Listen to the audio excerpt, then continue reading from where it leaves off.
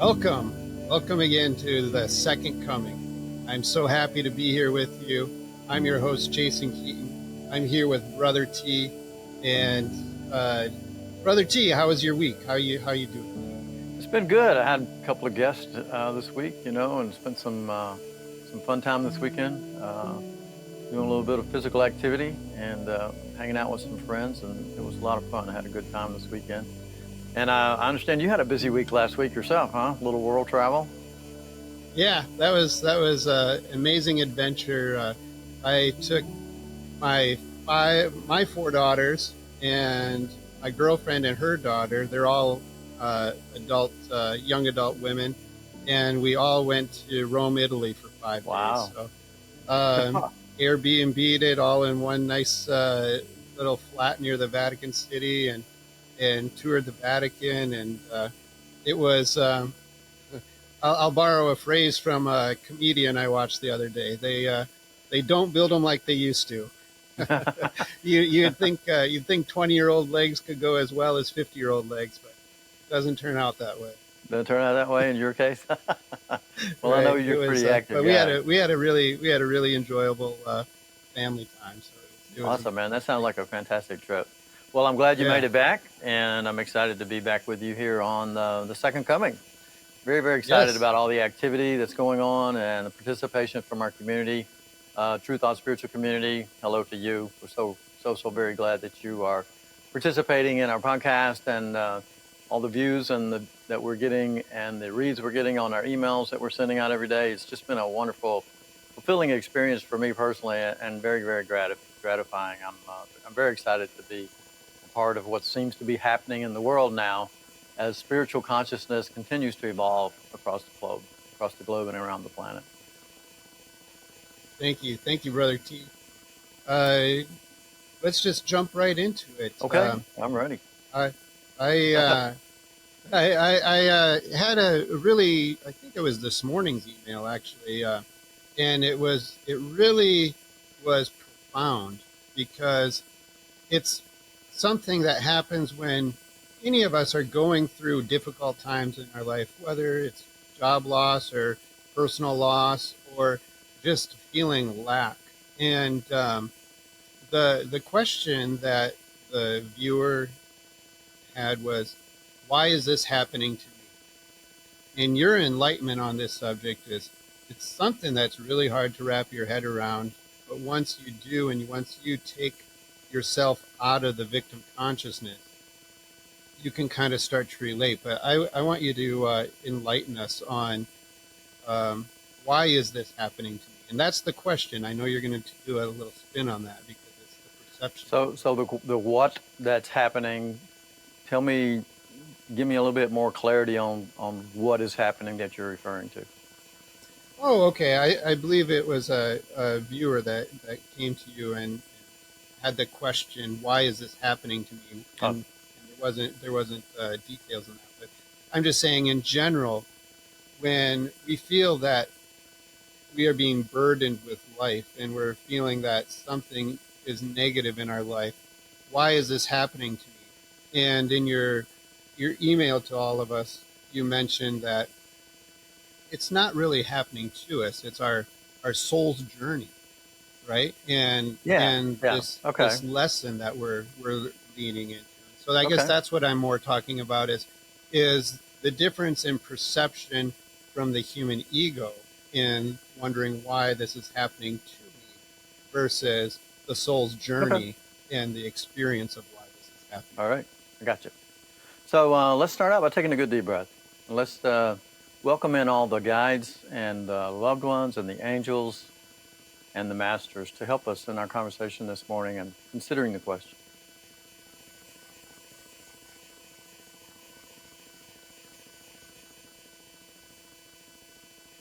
Hmm. Yes, yes, yes. It seems like there's so much turmoil in the world. And um, yes, I was talking to, a student of True Thought recently that had just kind of knew and just beginning to understand the pathway a little bit, um, and asked that question because they were sharing their story with me, of their own conflict with their family and not understanding, why their family is so engaged. And this was a much younger person, I would say, than me, but still, an adult man that I was talking to recently, and his wife as well. So that came up in the conversation. Okay, so why does all the hardship? Why so much hardship? So if we can step back, oh, I'm sorry about that. If we can step back from our experience. Let me mute this phone here. There we go. If we can step back a little bit from our human experience, and the ego mind cannot really grasp the big picture on its own. We can't really awaken on our own.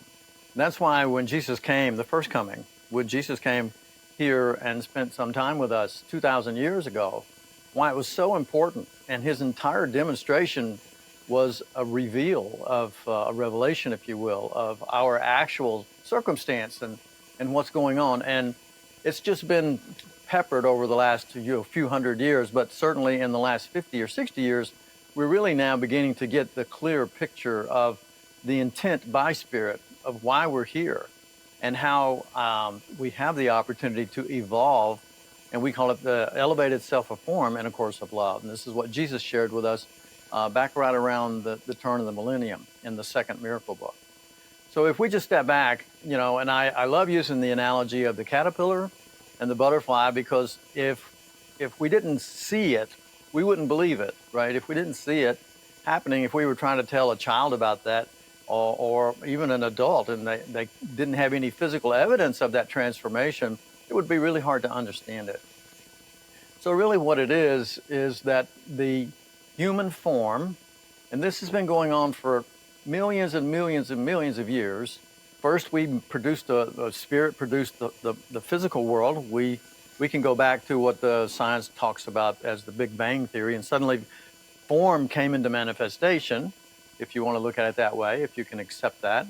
And then ultimately our planet was birthed, but over a period of millions and millions of years, spirit was working to adjust the magnetic field of the planet, its distance from the sun. I mean, all these things that are going on in the creation of the universe over billions of years, hundreds of billions of years. So it's hard for the ego, which is very time-based, to consider that, okay? But let's just consider that for the moment.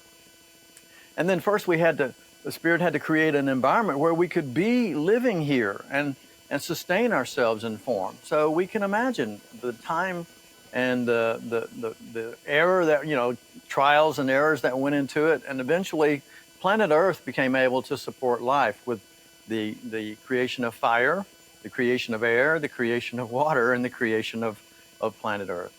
So now that's in place. And then there was an evolution of plant life, or an evolution of sea creatures, sea life, et cetera, et cetera. And then all of this was part of a pattern of creating form that could sustain itself and could evolve and grow. And then ultimately humanity came onto the picture at just the right time. And then humanity began to evolve, and eventually we became, evolved into a thinking self. And we had a brain, we had a mind, a thinking mind, and we were able to discern our environment and be able to sustain ourselves, provide for ourselves through first, we look back at prehistoric man, early man, we were living in caves, and we were able to hunt and gather and eventually sustain ourselves and procreate. But now we are at the level and at the stage of where it's time, because what's incarnating when we come into form, what's incarnating is our soul, God's creation, Christ consciousness. God's first creation was, in the Bible, in the beginning was the Word, right? And the Word became flesh, right? And that's us. But God created us as souls, microdroplets of God energy. And then those souls begin to mature. And we're maturing here as we traverse and evolve in our lifetimes here on planet Earth. So that's a big, long story I just shared with you there, and lots of iterations through, to get to that. But if we can accept that as as the way that spirit works, if you will, and creation works and evolution works all together through love, then the soul then begins to mature and begins to replace the thinking system, the operating system, I like to call it, of the human operating system, and that is really the caterpillar stage. And then eventually, the body then becomes kind of like the cocoon in the caterpillar scenario or analogy, and then we begin to emerge as the butterfly, if you will. We emerge as Christ consciousness in form, and so the ego moves more and more to the background, eventually disappearing in dominating our thinking mind, okay, having a dominant perspective on controlling our life. Spirit now, or our soul, ultimately becomes the Christ living in form. Jesus said it when he said, expressing his own experience and demonstration of it, when he said, when you see me, you see the Father. So there's my little cat running around all over the place. She's having a good time. So anyway, she loves our conversation, evidently. She really enjoys our conversation. So anyway, Jason, I want to just stop right there. But that's really what's going on. So the soul has a goal and things that it wants to learn, and the human operating system, the ego, is kind of out of the loop on that. It's really not involved in it. It's just a temporary way for us to exist until the soul begins to mature and becomes what we exist as here in form. And you don't have to believe in incarnation, but you are here, right? You do believe in, I'm going to say you don't have to believe in reincarnation, but incarnation, yes, because you are here and your soul has incarnated, and that is who you are. And at some point, as Spirit has communicated to me, it says at some point you have to realize I am you. So that's the game that's afoot.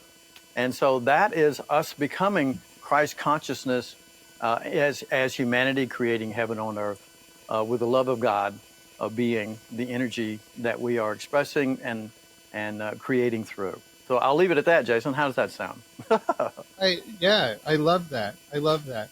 And you mentioned our soul droplets. Are we as souls? Are we part of God, or are we a reflection of God, or are we part of this mass spirit that is having these experiences that feeds a bigger source? What is our soul drop? That's a good question. And if we parse out the question, you can see that the question is coming from the mind of separation, because the mind of separation sees God out there, separate from us or different from us, and we are something, and then God is something else, and I am something, and you're something else, and my cat is something else, and my house is something else. Whatever the case may be, the point is that the ego construct is built on the foundation of separation, fear and separation. But in reality, there is only one. So we are all a piece of God, a part of God. Quit.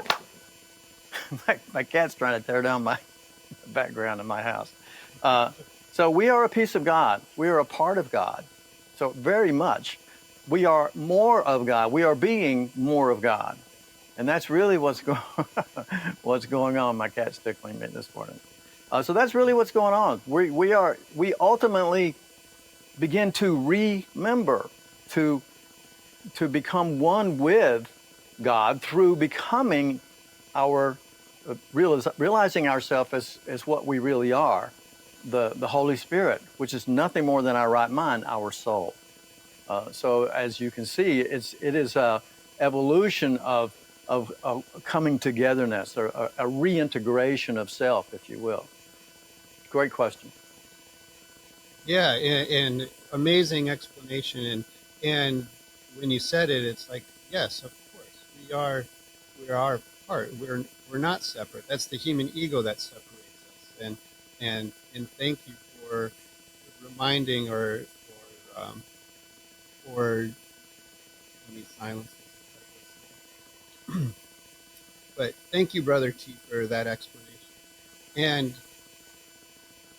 that leads me back to the original question, just to clarify. So now that we realize that we're part of God and we're having this experience, when we relate to the question that someone is coming from, they led with a question of separation. They're like, why is this happening to me? Let's say it's a conflict with a family member, and they're just not understanding them, or they're whatever. We'll go with that because that was kind of your example. But let's say you're having family issues, and you're like, "Why is this happening to me? Why?" And you're just like distraught and depressed down on, and open that person's mind just a touch to remembering that this is the experience the soul is meant Well, it's the ego mind is, Jesus said it this way, the ego mind is a very poor servant. It prides itself on its intellect, and yes, the little sliver of intellect that the ego mind is able to utilize from the essence of what we are, is the soul, the intelligence of God, if you will. It's just this little micro sliver of intelligence is what we are using to operate and define and try to understand and navigate our way in this experience of form. And it's not even remotely possible that the ego mind can really grasp the scope of God. Okay? So as an example, if you took we talk about the Akashic record. If the Akashic record of my entire journey and experience of this incarnation and all past incarnations, how many ever hundreds there may have been or whatever the case may be, if each one of those lifetimes was one grain of sand, and you look at all the sand in the planet and then multiply that times infinity, you could have a little bit of a grasp of the intelligence and limitlessness of the mind of God. That's pretty awesome, isn't it? Pretty massive. It's hard to imagine. It is. It's for the human mind. For the human ego mind, it's so difficult to imagine. It is. It's just like us trying to imagine how much $1 trillion is, right? It's just we can't quite see that with an image in our mind because it's just so massive, such a big number. And if you looked at all the supercomputers just imagine some supercomputer just taking up an entire building and then multiply that times infinity. That would just be a droplet of the mind of God. Beautiful, beautiful, beautiful, beautiful, beautiful, brother. Thank you. So, what does the rest of your week look like? What do you have any plans? Yeah, I think you have some travel plans for yourself coming up. Yeah. I'm just going to continue my practice of writing. I really enjoy writing and communicating with True Thought Community. You can find us on Substack at truemind.space.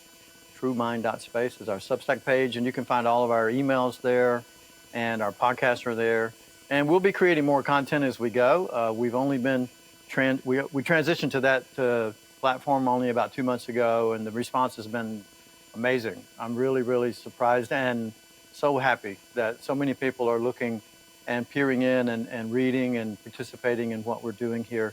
And I really hope they're finding value. If you would like to participate, you can go to truemind.space and just put your email in if you'd like to join us there. It's all absolutely free for the most part. We do have a paywall there, and if you want to be a paid member, there's a little bit more content that'll be available to paid members. But our purpose is to share the truth, and we are communicating to our community what is being given to us from Jesus, the way shower, our master teacher, and our leader, if you will, of our team here on earth. And we're so excited of how much clarity is the word I'm looking for, how much clarity is really coming through now for us to understand our journey, to make it easier for us to understand why, for some people, because they have not yet quite understood yet that we are the creators of our experience. So I will continue doing that work this week and enjoying that work and being in communication with whoever the Holy Spirit brings to me. And I love counseling and sitting down with people and helping them to see themselves in a new way. So it's been a very exciting journey these last few months. Yes, it's been very exciting, and we're just at the tip. We're every week gets more powerful and easier, and more abundant with everything. And I just want to say to Brother T, thank you especially. And I personally know how much work Brother T does on these weekly podcasts, on his daily emails. This is Brother T's calling. This is his life purpose. And if you would like to reach out and help support us, our community, the message, and if you would like to help support Brother T, it gives us the opportunity to get different equipment, be in a more user-friendly space. It gives us the opportunity to really enhance the ability we have to bring the message to you. So if you feel called, that's when it's nothing is a requirement. Like Brother T said, this is a free message. The message is what's important. If you have the ability to reach out and help the message with a donation, that's amazing also. And like he said, it's not just a donation. When you go behind the paywall, then you are allowed more access. You're allowed access to Brother T and his personal consultation. There's specific things behind that paywall that is really amazing value. So I'll leave it at that, Brother T, and thank you so much for your enlightening words this week. Thank you for your time and your dedication to the message. And I love you. This is a great experience for me to be a part of True Thought. I couldn't be happier to be here. Thank you, Jason. Glad to be here with you, man. Appreciate you so much. And thank you, True Thought. And we'll call that a wrap. We'll see you guys next week. And see you at truemind.space. All right. Have a great day here on Sunday. Bye-bye.